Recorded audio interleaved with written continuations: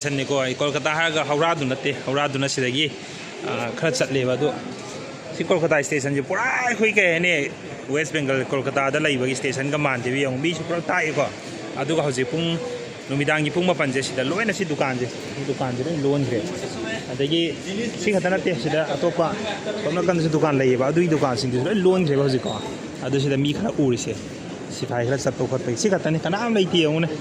सिर्फ कोलकाता सिटी मान में डायरेक्ट सिटी दलाइने कोशिश है पूरा सिटी दलाइने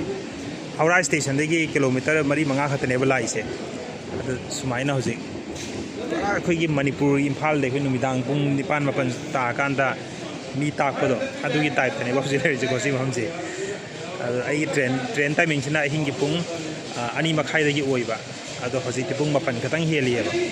मी पूरा ताए दुकान दा चामा थनिंग से दुकान हांग दे केम तौद्रे सी दुकान से नतबा फी गलो येसिला थंग्रे को सी नतबा